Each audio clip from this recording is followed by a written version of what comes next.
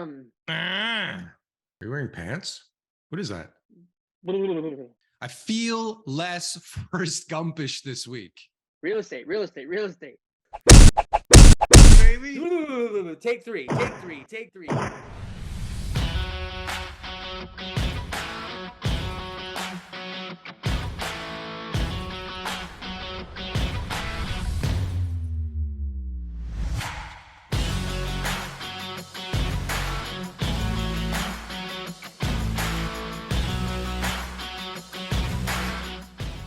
Look at us, still in business against all odds, if you listen to the comments, eh?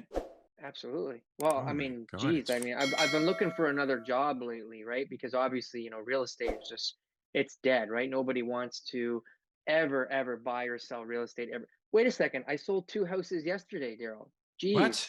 What? 2 houses. And people are still buying real estate. I didn't know that. Yeah. But anyways, great guest today.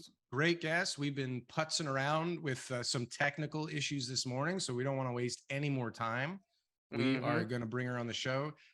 I'm telling you, TK, this is a one-stop shop right here. If you want to know what the hell is going on in this city of Toronto and in Canada at large, this is the Twitter account. This is it. This is it right here. If you got Twitter and you know how to use it, unlike me, unlike you, this is the number one account. To follow. Absolutely. Thank you so much. Good morning. Welcome back. How are you? Yeah, I'm good. How are you? Oh my God, I'm so good. I'm almost TK. This episode is brought to you by Landlord. This landlord software is a game changer. You upload your properties, right? You'll upload all the information, income, expenses, timelines, mortgage details, everything that you need to have so that you keep track of everything in your portfolio. And as you go through real-time adjustments in, rent increases and water bills and tax bills and everything else, they're going to actually give you recommendations on how to make your portfolio more efficient. And it just breaks everything down for me in a way that I've never seen before. Like Excel spreadsheets just don't cut it. I don't think there's a better program or app out there for investors, and it's free. Please click the link below for your free trial offer. Oh. I love how you guys did the Canadian real estate show. Thanks. I like how you guys changed it. Like, was it Nolan? Yeah, that was Nolan's idea. Yeah. Well, technically it was our idea, but we weren't really ready to go yet. We were trying to wait to build up something. We wanted to launch it as if it were some sort of, 60% off sale at the Gap, but it really just kind of naturally flowed after our conversation with him. No, it's awesome. Thank God, because I swear to God, me and TK were like this close to switching the channel to talk about only metaverse stuff. Oh my God, that? No. That was the first idea. We were going to be meta channel, metaverse, meta real estate, just find a show with the word meta, and that would have bombed, Daryl. Oh my That would have bombed. Right? Listen, we just bombed in a different way. That's all. Yeah. But thank you for coming on again. We appreciate your time. Thank you for having me. I mean, I'm not a realtor, but no, but listen. No, but you got a good voice. Yeah, you have a good voice. You are definitely a giant spoke in the wheel of the Canadian real estate lexicon, or whatever the hell you want to call it right now. You're definitely part of it, a big part. So I was just saying, if I want to know what's going on, or I want to know what the important issues are that are in the news right now, I just have to go click on your name on Twitter, and I'll see you tearing pieces out of certain people and uncovering certain things and putting light on provoking great issues. Conversation. Yeah, well, great conversation. Sometimes I'll just quote something right out of an article, it's in quotation marks, right? And people will respond to me I'm the one saying it, and they'll start telling me off, and I'm like, this isn't me. Do you read? It's in quotation marks. This is the realtor or the journalist or whoever is saying this in the newspaper article. It's not even me, but they act I posted it, so I must be the one saying this. If it's something bullish on housing or whatever, they try to come at me, and it's really bad, and I'm like, oh my God. I do have to say, like, there's more like on Twitter anyways, a lot more bearish. Like people are more bearish, I find, on the market. Like it's hard. Like if I was a buyer, I would have I don't know if I'd be able to survive as a buyer in this market, because I wouldn't know like who to trust or where to go or what to think of the market. Like if I was on social media, like I don't even know if I'd want to be on social media as a buyer, because it would be more confusing, because Even I the wouldn't regular know. traditional Sure. news is saying the same things. Yeah. Well, look, even for people that are in the real estate market, consider themselves real estate professionals. Like none of us have a bloody clue what to do next, or when is the right time to buy, or what are rates going to do. I mean, everybody has an opinion, that's for damn sure, and everybody likes to state it, including me. But like some people state their opinions with such certainty that it's like it's weird, it's crazy. It's like, how do they know, and how can they put it out there with such certainty? Yeah, it's like almost like they have a crystal ball. But like if I was a buyer in January, February, and I was looking and I was losing out on all those bidding wars, I'd kind of think that this would be like almost like a gift in a way, because you'd be able to like look comfortably, you'd be able to like do a Oh home my inspection, God. and you'd actually be able to like make a decision. Like I bought last year and I regret my purchase. Like I actually regretted it when I bought it. And even though like it went up in value and When you bought it, you regretted it? yeah, like right away I regretted it, because I had Why? I had a bad experience, because like when I moved in, I didn't have heat. Like the furnace, the heating system was not working. Boy. And that left a bad taste in my mouth. Like I've never gotten over it. Like it still bothers me until this day. I just Yeah. feel like I made a bad purchase and I was rushed. Like back then, like you know what, like you didn't really have like a choice, right? Like I looked at the place, I put an offer in like within 1 hour of looking at it. That was just like the environment that it was. And after that, like I was like, I don't think I made the right decision even. And I was like living in a condo in Toronto, like downtown, and I still have my condo, but I really just wanted to get out of downtown. But I wasn't like one of those people that moved to Clarington or wherever, like those far off areas, but I just wanted to still be close enough. But now I regret it, because I was like, I should have stayed downtown. Like I should have bought something else downtown or close to downtown. I'm still like close to downtown. Like I'm not even that far, but something like even more like central. Thank God you didn't buy in Bancroft. And I considered, like, I remember calling You this did? this one realtor. I called him up, right? And I said, look, like I have a condo and it seems like the market is going down.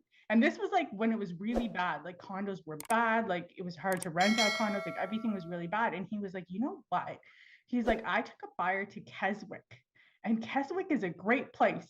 And he told me all this stuff about Keswick and how wonderful Keswick was and how he should take me to Keswick to show me some properties in Keswick.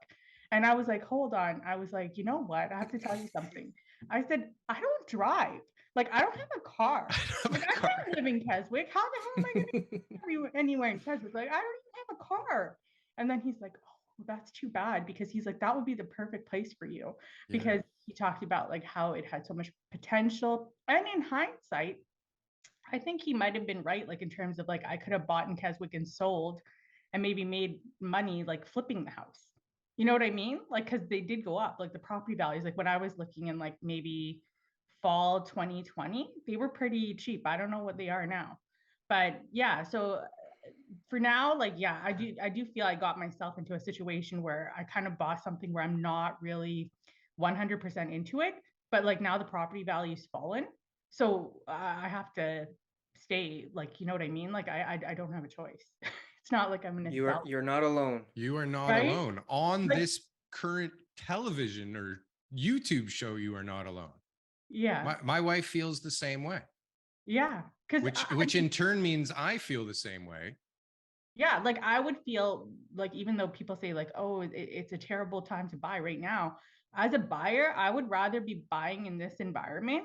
Oh Like yeah. I know the rates are higher and stuff like that, but I would rather buy in this sort of environment than what it was then. Although it was cheaper then, right? Like when I bought, it was definitely my mortgage payment, everything was cheaper. Like now my mortgage payment went up like $700 a month. Yeah. And then in September it will go up again. And like I'm fine with that. Like that part doesn't bother me. But one thing that I thought, like when I did buy it, and this was a thought that was in my mind, I did think in that moment, and it's true, is that it's a really good rental property. Like it rents really good and it rents like very quickly. So that's the positive. Like I would keep it. I wouldn't sell it anyways, right? Like I would still keep it. It's just I have to live in it for a period of time, and I renovated it when I moved in too. So like I can't Right. recoup. Oh, Like, yeah. So, like if even if I sold it today, I would only break even, right? right. If you're lucky, you would my break last even. Yeah. my last 3 listings that sold, there were home inspections and issues found and remedies made by the sellers, Right. which would What have a never happened weirdness. before. So that's Yeah. crazy. So we actually had the same experience as you. We bought last year also.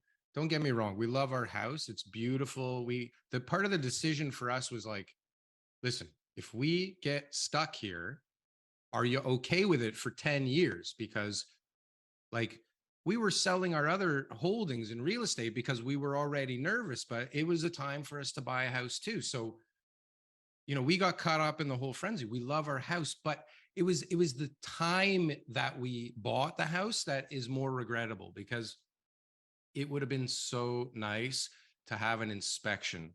We have like leaky roof. We have a leaky second floor laundry room. We have a broken drain, like main drain.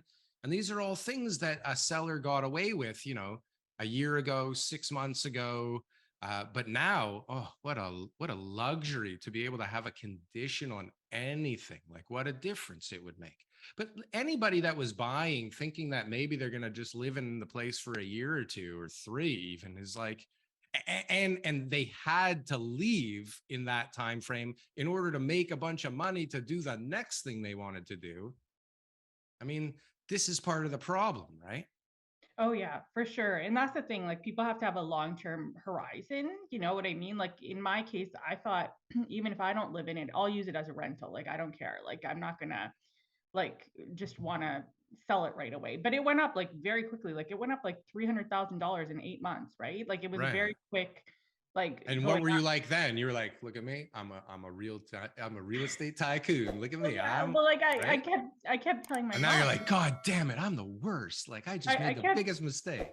I kept telling my mom all the time, I'm like, oh yeah, it's up this much now, it's up this much. And then now I'm like, oh yeah, it's down this much. And this neighbor's trying to sell theirs. But I did notice like one of my neighbors was trying to sell theirs for a period of time now, but they finally sold it this week. So it seems like And what was I the don't know price? what Was it good? I don't know what they got though. That's the I thing. think like I feel like I think like so far everybody like so there's 2 other ones of my neighbors that sold too, and they sold for about one sold for $100,000 less than what they could have gotten, and the other one sold for like $150,000 less. But these people bought their places for really cheap back like when they bought it. Like they're not like it's not like they bought like 8 years ago or something. So What do you mean 100,000 less than they could have gotten? Like at the peak? Is that what you mean? And yeah, in January, February. So I actually don't think that that's terrible. I mean, you know what I mean? Because they're buying something cheaper too. It's not like they're buying something like if you're going to buy something and you're buying in this market, you're also buying it lower. It's relative in a way, relatively right? speaking, but it's those people that got caught, right? That created a problem and created downward pressure on pricing, right? Yeah. But TK, people who aren't buying, there's people who aren't buying, right? They already have a cottage or they're going into rental. So they're the ones who are like, that was my retirement plan. So they're having a hard time cope with it. Although that's happening less and less now. And do you find the market has picked up? Because some people are saying the market has picked up now. I don't know if it has picked up. 100%. Yeah, TK put up a tweet here. Crazy activity this week. Buyers are out hunting and willing to make offers. I had 5 sold conditional properties and 2 of them have now firmed up on Friday. Wow. So I got 3 more. So why do you think there's that change? Like, is it just because people are back from their vacations and they're ready to look, or is there a different reason that they're all like of a sudden like okay with it? Yeah, I think just people like the fear, the 50% of the people who stopped in their tracks who didn't want to buy, right? Who should have been buying. A lot of them got over that fear. Yeah. Right? How? So they realized, wait a second, I still need a house. I didn't buy in May. I didn't buy, like they were afraid. So they were frozen. And rates are climbing again for sure. The real reason that they're moving though came to light, where it was like, oh shoot, I need a house to live in. I can't just, like, what am I going to do? The rental market's $6,000 a month for the house that I want to buy. Yeah. What are my options here? Right? That's what I feel too. Like, I feel like some people kind of like, it's almost like they have a negative attitude that people are buying. Like, I have a coworker that bought recently.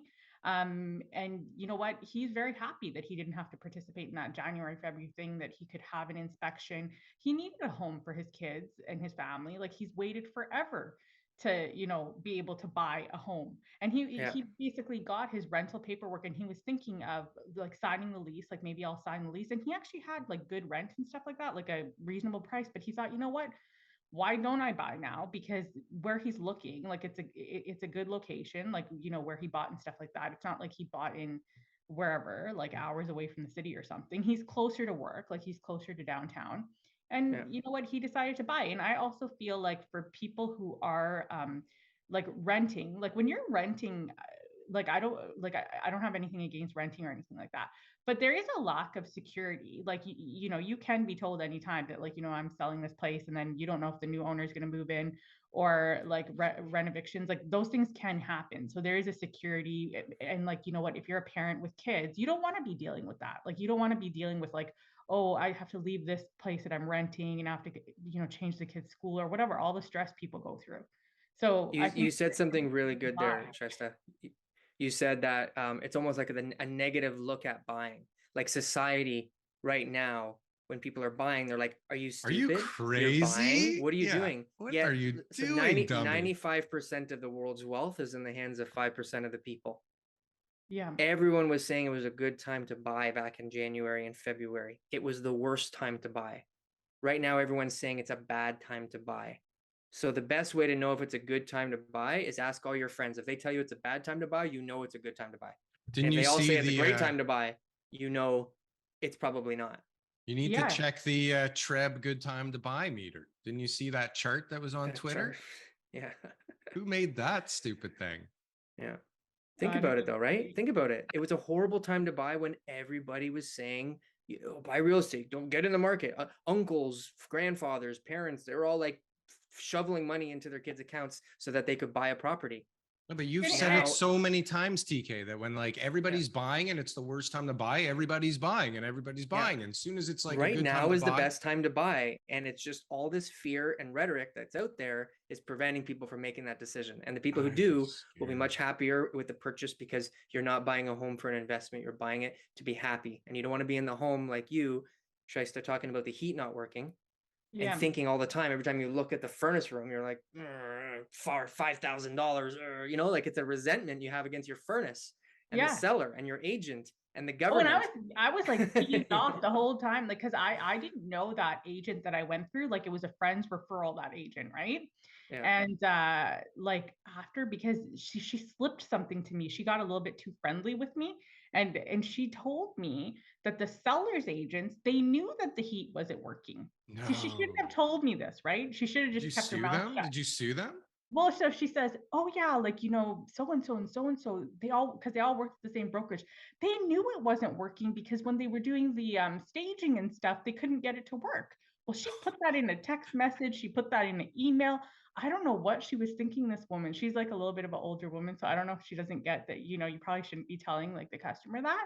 So of course I was like, what the hell? You know, these agents knew, like, that's not right. If you know something's not working, at least say it, so it could be like fixed, or the seller could fix it or whatever. It's not fair to the sellers either to, like, I don't know, because they didn't know it was like tenanted before I moved in. So it could be that the sellers had no clue because they weren't even here for a year. But that environment is exactly why some people sold their houses, because they were like, oh man, like we won't have to fix the roof first. Dump this on someone else. Yeah. So then what happened was, like the realtors, all of them, so the my realtor and those realtors, because there's two other realtors, they all promised that they would pay the bill. And my friend has an HVAC company, so he did everything really cheap for me. It was very reasonably done, and he fixed everything for me, and it was not an expensive price. So for me, it was just about the principle that you're going to pay this, because it's just the principle. You only showed me one property. I never seen more than one property with this woman. I seen one property. I put an offer in an hour. I didn't ask for cash back or anything. I just bought the property, whatever. These people, when they got the bill, they're like, oh, we're not going to pay for it. I was like, excuse me, you're not going to pay for it. I was like, there's no way in hell. So I was like, I threatened them with RICO. I said, that's it, I'm going to RICO then, or I'll just talk to my lawyer about it. Like, honestly, this is getting to be ridiculous. I got sued once. Well, not sued. I got a legal letter threatening to sue me because we took the toilet paper holder and the towel holder from a house once. Oh my God. Well, these people, when I put RICO, That's why they bought the house, for the toilet paper holder, you know? Well, Did you bring it back though, Darryl? No, sue me. The realtors actually, so they put the money in my account within 30 minutes after I said, you know, I'm going to go to RICO or whatever. Right, sure. But like that realtor though, like the one that I dealt with, like, so now my friend who was going to sell his property and buy another property, and his property is like worth a lot of money, like almost like $2 million or something. And he was going to buy another property. He didn't use her after because he was like, I'm not using that woman because she was so nasty. And then until this day, she keeps trying to invite him to her cottage or whatever, like try to get him to, like, you know what I mean? Be her Especially friend again. now, yeah. But yeah, so that Bad was time to lose slimy. clients right now, right? But like, I've never been like that with people where it's like, they're like, hey, you want to come to my cottage, or like, you want to be my friend, because there's like a business incentive for it. Sure. Like, I get it if you're making contacts with people, but like, it's very transactional. I don't like that. So after, like, when the bad incident happened with me and her, and we were still like on good terms at that point, like she had, you know what I mean? Like I wasn't going after her or threatening her or whatever. She actually invited me to her cottage too. And I was like, I'm not coming to your cottage. I don't really, like, I'm not your friend. You know what I mean? I only have one property with you. It's not like you're my friend now. But everyone come to the cottage that you guys all paid for. Everybody come. That's right. Yeah. You want to see? You guys want to see yeah, she wanted where your money went? She wanted me to come. She wanted my friend to come. She's like, you can both come together. I'm like, I'm not coming to your cottage. Like, I'm really angry right now. It took me months to actually feel better about it, because I was like, now I'm sort of okay with it. But like I said, like, if I find another opportunity, I would move out. And like, but right now it just sucks with borrowing costs, like in terms of getting proper, like, because everything sucks for like buyers too right now, because purchasing power is so much lower. So much lower, and it's about to get lower. It's so crazy. I put out a video the other day, and I was saying, like, you know, people were like waiting for this opportunity for so long, and then it's like, oh my God, it's even more expensive now that the prices came down. Like, what the hell's going on? That's the thing. Like, if you calculate the mortgage cost of some of the stuff that was selling then, and you compare it to the mortgage cost now, it's more, but it seems like they would be putting a lower down payment. Like, I guess there's some kind of benefit for them, but I just don't see it, because it's really expensive for some of the properties. Like, I don't know. Like, is it more affordable right now in a way because they're putting less of a down payment? No, affordability index. There's definitely examples of like that exuberance in the market where people paid a lot more money than they should have. And then if you look at what it's selling for now, it's much more than what the average price decline is. When you use average prices, yeah, it's not much of a difference. Yeah. But like some places sold for hundreds of thousands of dollars more than they should have. Right. And that was based on like the peak numbers. So now the average prices come down, and those those outliers won't happen. So like, I got a place in Pickering right now that I listed for $750. We sold the neighbor for $1.22 million in February. So 750, like, what would that be? Like, what a semi-detached 2-story 4-bedroom 4-bath house in like a 1970s neighborhood. That's where though, that you can get that Pickering for $750. Pretty good. Wow. Across the street listed for $839, and it's like totally renovated. Ours is not. So that's the price. $750. Like, that seems like a really good price for that kind of property, though. It was in February when the neighbor was selling for 1.2. Isn't that weird though? Like, if you told me when I was first buying my first house back in like 2000, if you told me 750, my head would have literally popped off my body and I would have had a heart attack. I bought a house for 286 and I was freaking out. I I think I told this story on the show before. My father-in-law was like, just go for the bigger house. It was like 315 or something.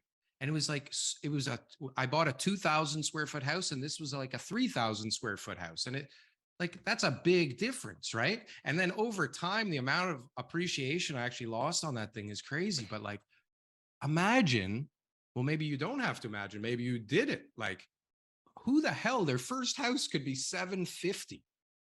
Like, but that's normal. 500,000 is like a little tiny condo somewhere, not even downtown, right? Like a tiny condo downtown is 750 for God's sakes right now, 699. You're lucky to find something for 750. It By the is way, crazy. it's 1457 Field Light. If anybody's listening right now, it's a great property. It's 4 bedrooms, 4 bath, spacious backyard. This is the one that's 750. Yeah. It's crazy because I put a tweet out one time a few months ago, and I said, what would the price of a home need to be for you people to buy it and find it affordable? And guess what? Everybody chose, or most people chose, $700,000 to $800,000 in the GTA. Sure. So now I'm like, there are some houses that have kind of sold in the GTA somewhere. Like Pickering is in the GTA technically, right? I guess it's included. Oh yeah, definitely.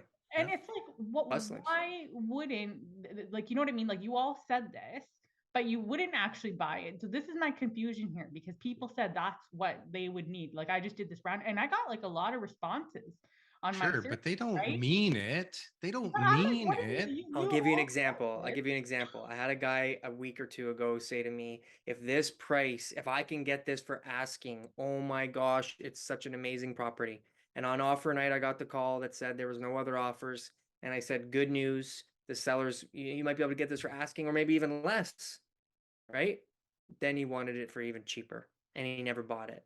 This is how buyers are. Yeah. Sure. Buyers want to know that someone's willing to pay 100 grand more to them, and then they're getting it for 100 grand less. They want to know someone's willing to pay 2 million for it or 1.1, and then they get it for 700-800. But if everyone's paying 700-800, the new number will be 400. If you find me 4,000 square foot house in Forest Hill for $1 million, I will buy it right now. That's my dream. Like 750 in the GTA or 800 in the GTA. Listen, what are you gonna get? GTA, when you say GTA to somebody, they're not thinking Pickering. Okay, they're not. They're thinking North York, East York, maybe maybe like just the outskirts, maybe Scarborough, like, but not Pickering. Is Pickering in the GTA? Is that actually a fact? It is a fact. I don't think it should be. Well, I think is Clarington in the GTA as well? No, please, guys. Barrie is part of the GTA. Is it really?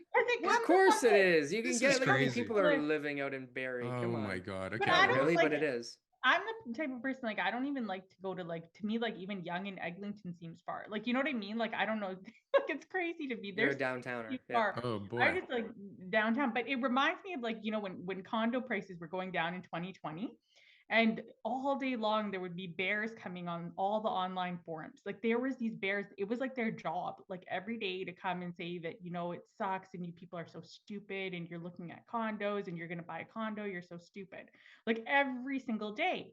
And the thing is that there were so many people that were looking and they'd be like, oh, it's going to go down more, it's going to go down more. And I remember going to see a condo townhouse, and this was like December 2020, because in Toronto, like downtown, they weren't doing well either. Like the condos and the condo townhouses, neither were doing well. So I remember going and seeing it, and this real estate agent showed it to me, like it was a seller's agent or whatever. And the guy was like in the States, he was living in like Georgia. This guy was selling that condo townhouse. It was like $200,000 less than what it was at the highest point that it had ever been sold at or whatever, right? So I was already getting like a good deal. And then I wasn't like too sure about the property. So the guy was even willing to go lower. Like, he was giving it to me for $720,000. It had a rooftop patio. It was like near King West. It was like a nice townhouse, you know? And he was even willing to like go on a 3-way call with me to even go lower. And there was like people coming online and they were like complaining all day about how this is a terrible market. Don't buy. It's going to go down more. It's going to go down more. But right in December, I could tell, like, when I would walk out of my condo downtown, there would be people all of a sudden coming up to me like, what's this neighborhood like? What's this building like? And I was like, something's happening in the air. Like, all of a sudden things are changing. People are all of a sudden wanting property. Like, what's going on? And it changed. Everyone started buying stuff. And then those bears kind of like, they disappeared. Like, they didn't come back, right? Because they realized they do that. They hibernate. Just like the ones today will eventually disappear. Like always. Yep. And I was shocked because I was like, oh, it got so quiet on all these forums. Like they were kind of entertaining when they would, because some of them are quite entertaining. Like some of the things they say, like, I don't know, I find them And entertaining. some of them are very smart and can articulate their point very well. Am And I Oh, not a what- bear? That's what Am I not a bear? Like No, I find you bullish. this is the big misconception, is that I'm bullish. I don't get it. I think I'm just realistic. Like when things are good, I say, hey, guess what? They're good. And I think they're going to be good for a long time. But like when things are bad, I've been going, guys, hello, like this is scary. What the fuck's going on? I'm so confused. That doesn't sound bullish. I think TK is so bullish that it just rubs off onto me. Yep. Oh, but you're not okay. From I the- always from thought the I you feel were like a I'm little- nervous and scared and like going like this to everybody all the time. And somehow I got a label of a bull still. I'm just very upbeat, maybe. What do you want to happen, Daryl? What do I want to happen? Yeah, That's do a you want different prices to story. go Is down and everybody get obliterated and lose their homes? No, Or do that's you want people horrible. to prosper where we've got annual year-over-year increases? You want the honest truth? I mean, I don't really care about what happens to everybody else, but what happens to everybody else directly affects me in a really positive way when things are going up. So quite Exactly. honestly, I like it when things are going up, but I'm going to be ready to buy something from somebody that's hurting really badly when there's more blood in the streets soon. Good. But Yeah, and I so am do I think- bullish or bearish? No, you're like you're both. You're a bullish bear. I But it's- guess. like, who the hell can listen to anybody? Like a guy, a bear who disappears, and a guy who's bullish and totally out to lunch at the moment. Like, how do people figure this out? This is the hardest thing on the planet right now. And we were talking about things like turning on a dime, like in 2020, they turned on a dime in like March. And then all of a sudden in 2020, they turned on a dime again. You're saying like in the fall, right? Mhm. And so what we saw before they even like raised interest rates, the market turned on a dime because somebody said something about interest rates about to go up. So I put out a tweet, and I want your opinions on this, because do we as a whole social media group have the power to influence the sentiment in the market?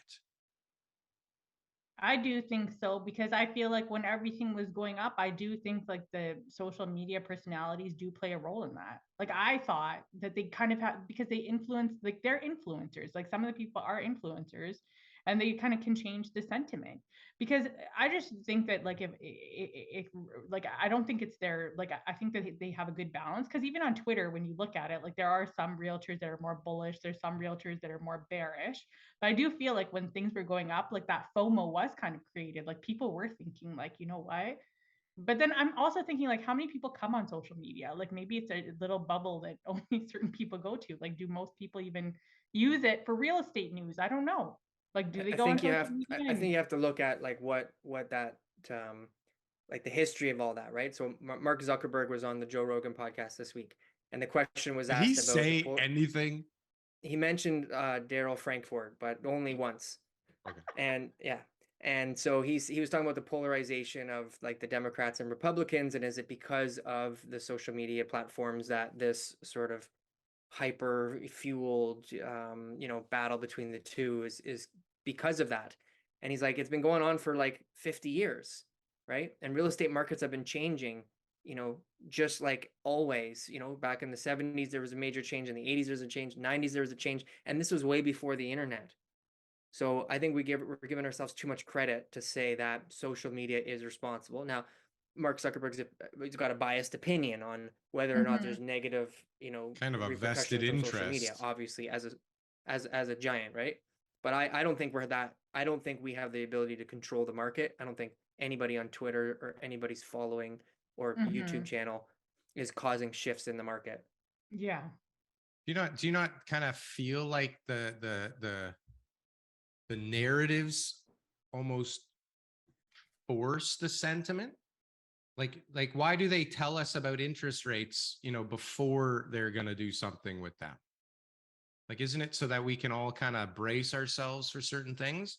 I mean, we see that the normal media has been being used for a long time to kind of manipulate the narrative. I mean, why would it be any different now? Like we see, doesn't it seem like it's like a kid's soccer game where like everybody kind of follows the ball this way and then everybody follows it this way? But who's leading? But where is that? The parents, Who's their leading? best friends, their neighbor, the sold signs in their neighborhood. It's not because they heard it on Twitter. All that stuff is all just noise in the background. But it's the people who are actually making those decisions who are the most influential on their decisions. How many commenters have we had saying, "Hey, what do I do? I want to, buy, sell, rent, whatever." They're not taking our advice. They might mention it and seek our guidance, but their ultimate decision, even a real estate agent, people don't follow my advice because they think I know everything. It's either I reinforce an idea that they already had themselves, or I give them something else to think about and consider, but they make their own decisions, whether they want to buy or sell. I've never been able to convince somebody it was a good time for them. So what about right now where all of a sudden like people are noticing, oh my God, it's getting busier. It's getting busier. And then everybody's on Twitter going, oh my God, I'm noticing it's getting busier. And then the newspapers go, oh my God, look, everything's getting busier. And then the TV is saying, oh my God, everybody's going, oh my God, it's getting busier. Does that not perpetuate anything? Does that not give people a better feeling to like, oh shit, maybe I should go buy again. Things are better right now. Like what's leading what here? Am I crazy? I mean, I know I'm crazy, but am I crazy? I'm not saying you're wrong. I'm just saying that is not the chief activator here, right? Could we all not get together and decide that we want to push a narrative? Like if we got everybody that's ever been on like our show, for example, and there's some pretty influential social media players in the real estate network that have been on the show, if everybody agrees at the same time to push a certain narrative, do you not think that it could affect the market? No. No. Look at go on my YouTube feed for sorry to interrupt, Chester. Go on my YouTube feed to see all the bull or the bear videos right now. It's all over YouTube, right? Your suggested videos. We have like super low inventory right now. Yours is all bullish. Mine's all bearish. No, bearish. All the negative videos right now are what people are clicking on. So YouTube's feeding me that. And yet there's not a bunch of sellers putting their houses on the market. That's a whole other topic, like just the title of our videos and our thumbnails being negative to get more views. Like, how does that not perpetuate a cycle? But I think like it's almost like maybe like more people go out and buy when they see everybody else buying. Like they see their friends buying and they're like, oh, that guy bought, I should go buy. You know what I mean? Like it's like they get influenced by each other. Or like TK said before, like they see their neighbor's house sold at that much and then they're like, oh my God, they got like this much for it. Let's go sell our house and let's go buy something else. I think the pandemic did it. Like I think the pandemic was like a once in a lifetime like event that really made people think about their home, and whatever was in those four walls became the most precious thing to them.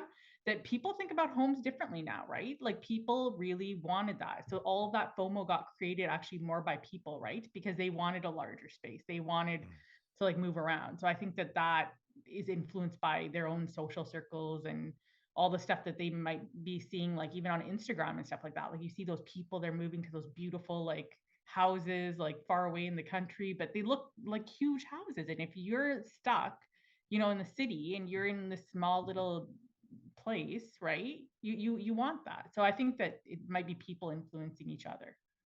The one point that you mentioned though, and this is so crazy how this works. When you see all your neighbors selling for more money, you would think this would spur on more people to sell their home. It has the opposite effect. Yeah, they're gonna wait till they can get more. Every time the market goes up, people don't want to put their house on the market because they want to get more. They think, what if I sell too soon? And when everyone else on your street is for sale, and it's the worst time to be selling your home, everybody else goes, Jim and Susan are leaving. We better get out of here too. Something's coming, Not Jim and Susan. We can't lose them. They've been here for 30 years. They know something. And all of a sudden, everyone puts a for sale sign up. It's so ironic. It's so crazy. It's all like psychological. It's all crazy. And like, so, I mean, use this last couple of years or even the last few years as an example. I mean, if all of us think that things are going to go left, they seem to kind of go right, don't they? Well, like even all of us were saying when they were talking about raising interest rates, we were on this show going, there's no way they're going to do that to the market. Yeah.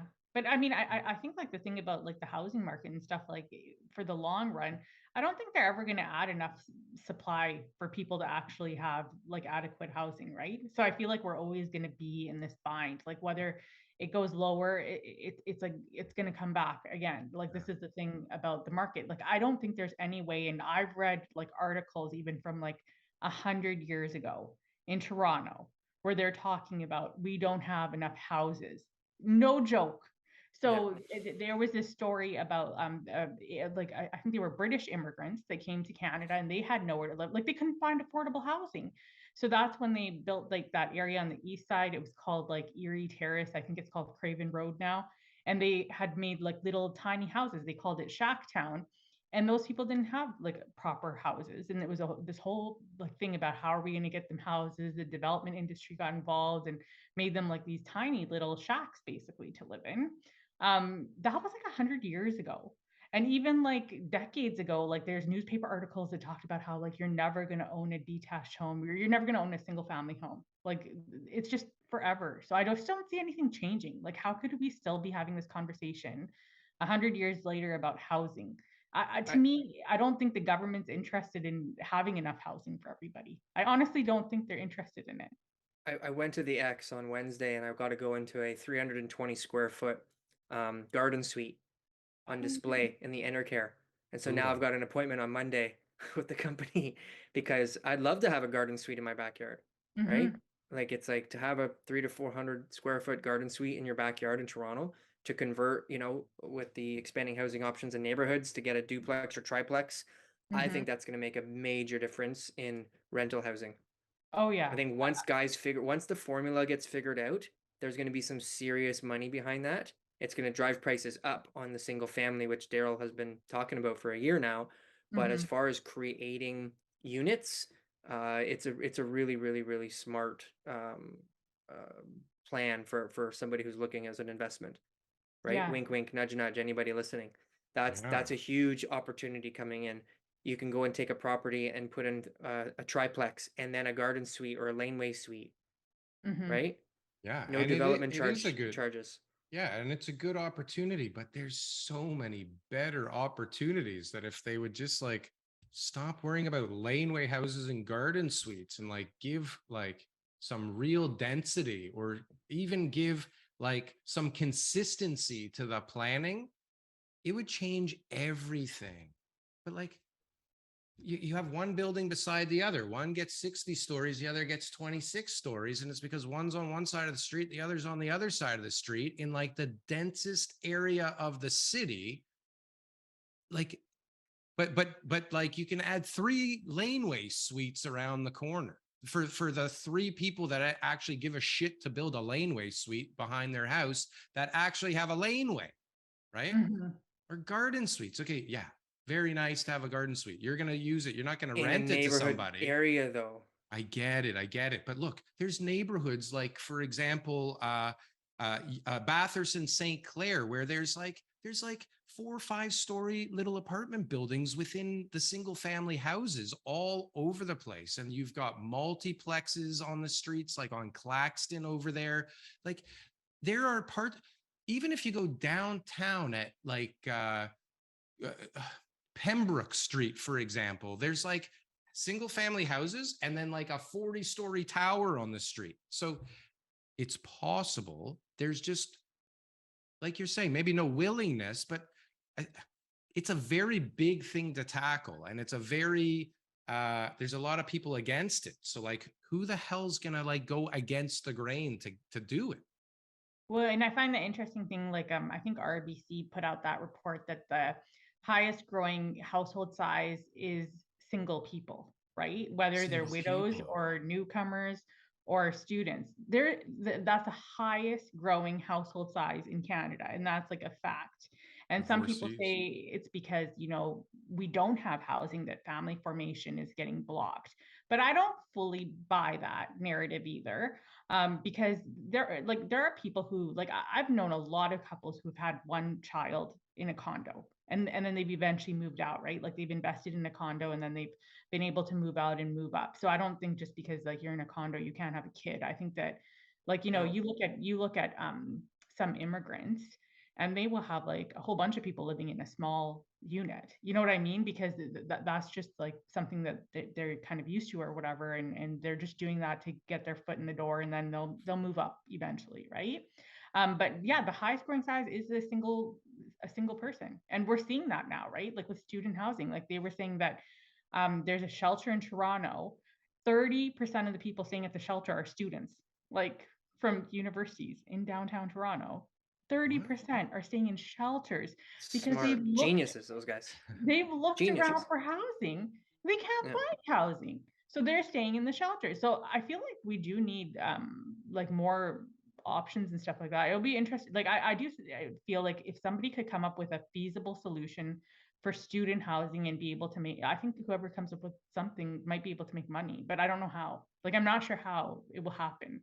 But I just feel like, to me, like no one's come up with a solution for it. It's very weird to me. I don't know There's so why. many students that need housing. Like Why it's is crazy. but why is the city allowed to own land? Like, what do they need to own it for? Why can't they just sell all the land and use it for affordable whatever the hell we need? Like that Yeah. that eliminates, like, how can you build something affordable downtown when you have to pay, you know, $40 million for the site, and then you still got to build something, and then like, Yeah, it's almost like how they is that going have to be to, affordable? it's almost like they'd have to give the land, like get a public builder and give the land or something and build on it. Purpose-built rentals, like we barely have any purpose-built rentals. Like the market is screwed. Like I think people are going to be like, we're screwed for the future. Like we're not going to have supply, and we're not going to have enough like homes. We're just going to continue on the same cycle basically. No, and what happens next when, okay, land sales slowed considerably, and now people are sitting and kind of waiting, and I'm sure there's some people buying, but most people that I talk to are like, I'm going to wait a little bit and see what happens. I know deals are falling apart all over the place, and they're definitely getting delayed all over the place. And then developers are taking units that were going to be for sale or should already be for sale off the market. So now you have like all of this gap that's going to come in the new supply. TK, what's your rebuttal? Your rebuttal?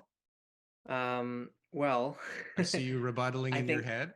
I think there was definitely a lot of speculation, right? If we look at the percentage of investors who are buying, I think what Shaista was saying, purpose-built rental is a big solution. I think the condo, I see a lot of condo applications. I see too many condo applications over the next 10 years, 20 years, I feel, based on what I know.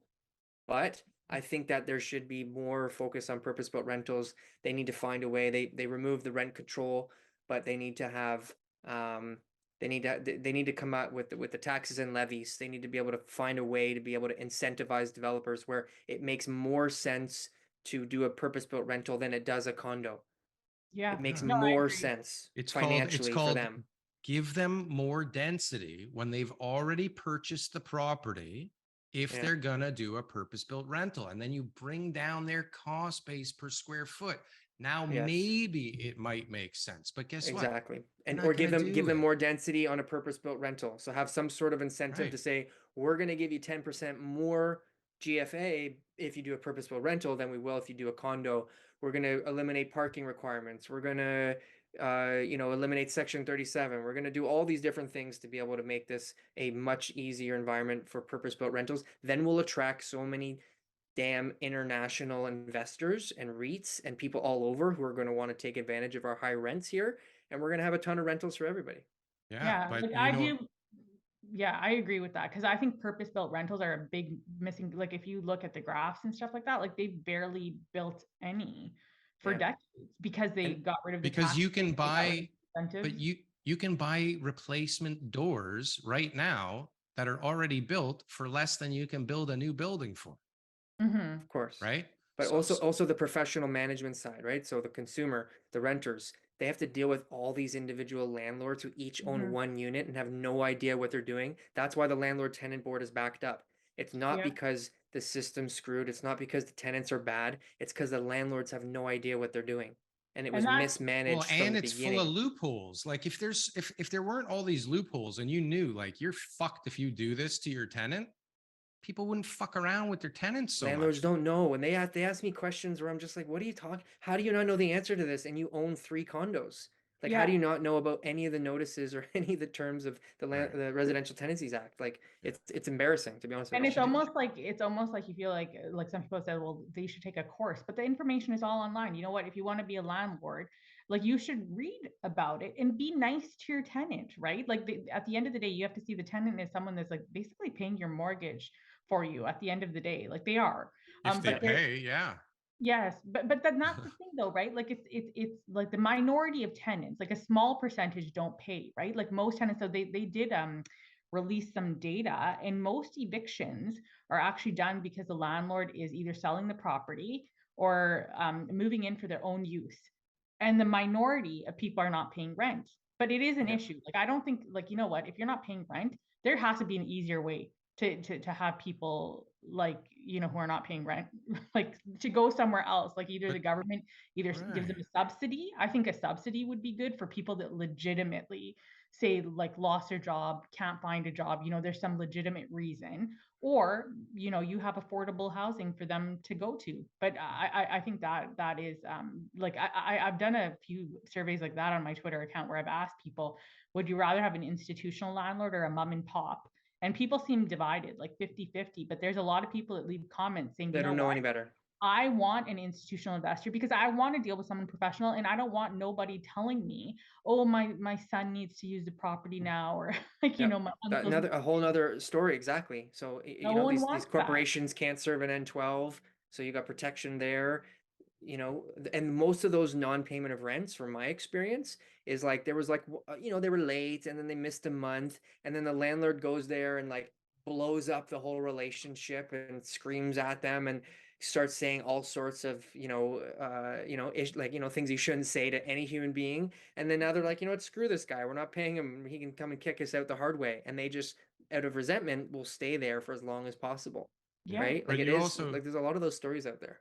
you Yeah. have the polar opposite with which I'm pretty sure you've posted on your Twitter account before, where people are professional like tenants and they Very just few. I know, but like if you get one, man, it Then destroys it's your fault as a life. landlord for letting them in. Institutional landlords don't have those problems. That is a very good point. They don't very have Yeah. good those point. problems. They I should think have like to be licensed. Like an individual should get a license. Although, I mean, people get business licenses and that doesn't or mean anything. or get a professional to do it. Like, well, when I rented my place, I knew I wasn't going to do it. Like I just got a realtor, and he basically, like, I was very Most realtors confident. And most realtors, Tristar, are not trained either, unfortunately. oh, are they not? Okay. Well, I They're didn't stick with like, the nice you one who think they actually should be, did do a right? good But they're job. not. They're Yeah, not. but you're No. right. Like a lot of times it is the landlord who didn't do their due diligence, because sometimes the people post on forums and stuff like that. And when people ask follow-up questions, you realize that the landlord didn't even know if the person was really working at the place that they said that they were working at. You know, they didn't do the proper checks, or they didn't Yeah. like their like financial information properly. So actually they are at fault. Daryl's They gonna got hate my next the- comment. Daryl's gonna hate my next comment. Ready? This is bad. Oh God. Condos should be only sold to end users. Oh, I'm okay with So that. I think I investors agree don't with just that. go out and make all these condo developments get built like we I have been agree. doing. And we eliminate 75% of the condos, and it becomes purpose-built rental. But you eliminate all your available rental stock by doing that. Same stock, just incentivize the developers to do purpose-built rental. What a beautiful, beautiful world that would be. Well, and it used to be like that, right? Like we used to have did the used to be like purpose-built that. rentals, and people were like, I mean, when I first rented, I stayed in a purpose-built rental. And I actually, like, to be honest, like when I moved to Toronto, and I stayed on campus first, and then I came downtown, and I looked around at the condos that were privately owned by these mom and pops. Honestly, I hated it going to see these people in their condo, and they acted like, you know, they were so picky. Like I was like, I have a good job. I'm a professional person. Like I felt like a beggar. I'm sorry. Like I did not feel good going Right. to look at these properties. And I was like, I don't didn't know if I want to rent from you people. Like, you all seem so picky. And I'm from Alberta originally, so I never experienced such a housing issue, right? Like, it wasn't like that. Right. So then I ended up going to a PBR, like a purpose-built rental, and the person had me grandfathered into their old rent amount, which I know would never happen today, but it was in Yorkville, $1,100 a month. $1,100 a month. It was a In studio. Yorkville. And there was people living in that purpose-built rental, like on my floor, like they'd have been living there for 20 years, 35 years. There was like old people there, like all different kinds We're of gonna ages. die here. That's We're like not my going anywhere. grandparents. My grandparents lived in the same building the entire time that I knew them, like entire. They lived like, and as they got a bigger family, they moved from like a 2-bedroom to a 3-bedroom in the same building. And then when my dad got married, he moved into a 1-bedroom in the same building. For me, it was like renting and being in an apartment building was like totally normal, but people do not like the idea of renting. Like, it is definitely not plan A for anybody nowadays. Well, not nobody, But I think it is the way we've made it, right? Like if your landlord can just come to you and say, hey, my brother's moving in now. And some of them are bad faith evictions. They're not even really like moving in. You know what I mean? Like then the Yeah. tenant notices that it's on rent for more money. And this is the thing that like when I rent out my condo, so many nice people gave me like really good advice. And they said that, you know what? Even if the person pays you less rent, but they're the best choice, take the best choice tenant. Like take the one that's the AAA, take the one that has like a recession proof job. They even gave me like job suggestions of people to choose from. You know what I mean? Like just because Yeah. it was COVID and you want to make sure that you're getting a person that's going to pay rent and stuff like that. And you know what? Even if you get like a few $100s less or whatever, it's better than taking a headache just for more money. And then not even and a then headache. You can lose 3 years of rent with like when they move out and you come and you go, oh my God, they destroyed the place. It's going to Yeah. cost me like $70,000 to fix it for the next person. Yeah. And like I know like my tenant, like he's such a great person because like he had a problem one time with his drain, with the drain. And like I got him help like right away. Like I sent someone in the morning and stuff like that. And he actually contacted me and he's like, I don't mind paying this guy for this. And I was like, what? I was like, no. I was like, you don't have to pay for the repair. Like I'm gonna pay for the repair. But I don't know, like you know, you can find like I think most tenants for the most part are like good. I just think we hear the nightmare stories, right, in the media and through like you know different people and stuff like that. But Social media. Social media, no Your influence favorite place, whatsoever. TK? The venting capital. By Twitter, the way, I'm not used to yet. So if no, I do, like, if you tag me or mention me or something, and then you're like, you know, where's TK? It's only because I have no idea how to operate Twitter yet. As sad as no, that don't sounds, worry. I'm working on it. I get all these notifications, and I'm like, I don't even look in the feed. I've never looked at my feed. I don't even know where my feed is. I just started following people the other day. Like, it's brutal. I'm way behind. It's You're actually better good off. that you're not like because I do find like the Twitter I do find is a very toxic place. Like it's very toxic. Like Where else do you right? spend Like, time? You how much you're I you have a lot of action on Twitter. I do, but sometimes I feel like one day I'm gonna disappear off Twitter. I'm gonna delete my account and delete all my posts and get rid of the whole thing because it's toxic on And there. It's everybody will bad be for your like, mental what health. They'll be happened? like, she died or something. Oh, Because honestly, some of the people on there, like you post something and then the way that they take it and whatever, like I mean, I don't know. Like people Mm. and they probably think that about me too, like that girl's crazy, that she's always going after certain people. But I only go after people who deserve it, you who know? deserve Like it. So who is at the top of the Justice Hit list. Queen deserve it list right I'll tell now? you, And for what? it's this Long Branch Neighborhood Association. They are the I don't know if you've heard of this association, Oh but they yeah, No are Long right Branch. beside Mimico. It's like those are it's a the two nice worst.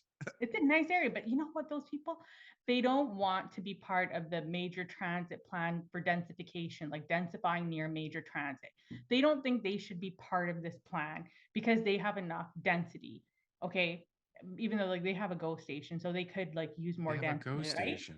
But most recently, they put a very interesting press release out called Equal Justice for All. And in the press release, they talk about how, like, racialized people and Indigenous people, they all have all these oppressions that they go through in the justice system. And they compared themselves to these groups of people, saying, we too have oppression going on against the developers. So we are, we are in this. They're widening our streets. So they Horrible. said, Bastards. that they actually made a comment. They said, you might ask, what do we have in like similarity with these people? And they actually made that comment, and they're writing the MP in the parliament, in the federal government, saying that they want a break on legal fees. They do not want to pay all the legal fees. They want to deduct it from the income taxes. So when they go against a builder, because these builders are these big guys and they have a lot of power, and then they even go on to the extent to say it's about their security of housing. And I'm sorry, but you cannot compare your security of housing to like Indigenous people who have like very insecure housing situations, right? Well, hold on. I mean, when people that can pay $1 million for 432 square feet move into a neighborhood, like that neighborhood gets rough. That's what that's what they think. Yeah. Exactly. And and that's the other thing to me about these people with condos. Like I lived in a condo for over 10 years. Even the complex I'm in right now has condos. Like I'm in a townhouse, but it's connected to condo buildings, right? And to be honest, like most of the people I see are women. Like they're young girls and women and like people walking their dogs and stuff like that. Like they're young people. Like it's like you're afraid of these people that are going to come into your neighborhood that are just like young Crazy. couples, young single people, And their Shih people Tzus. that mind their own business, and their little dogs. Like you're afraid of these people. But these people are something. So I decided I'm going to be writing that MP, and I'm going to write the MPP, and I'm going to write the city about this group after that letter. Because I was like, are you crazy? You're no way. You should not get no tax break for your fighting a developer. Like I remember there was this one case with them, and one of the neighbors, they wanted to sever their lot and make 2 homes. It was the ugliest bungalow. It was like a gut job. It was so ugly. It was just nasty looking. Like, why would you even want to keep this bungalow? It wasn't cute. Nothing was nice about it. It had a big ugly tree that basically you couldn't even see the house because it wasn't a nice tree. Like I love trees. So they made a big like problem with this house. Like they did not want to tear down. They took this person to like the province, like whatever you call it. Like they fought them, but they were able to sever the lot. They put 2 beautiful homes on it, really nice. So 2 families could now live on that one lot.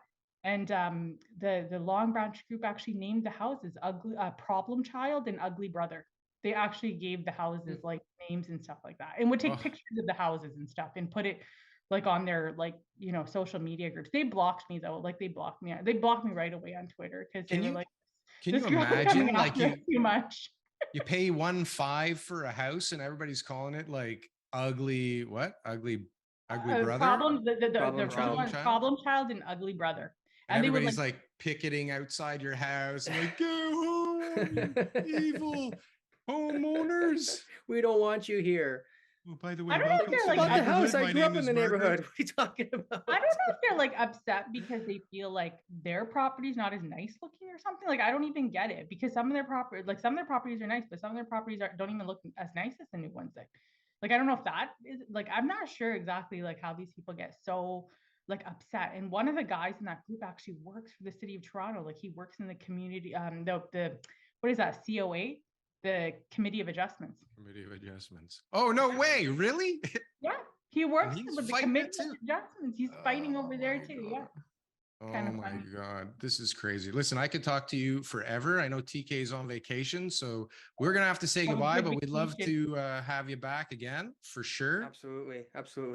And Well, thanks for your continued weekend. support out there. And Oh my God, we really yes. appreciate you, and you're our favorite commenter. Thank Much you. better than Trent. Everybody's And favorite. We really appreciate all the stuff Well, you I do, think and I know keep Trent. fighting the good fight. Hello, Everybody knows Trent. Yeah, Trent talks a lot. I like him. He's a He funny talks one. a lot. We like him too. But We we, like him we too. wanted He to talks rank a you lot. above him just so he knows. Oh yeah, he's a good commenter. Let's see if he Yeah. really listens to the whole show or watches the whole show. We'll know if he watches till the end.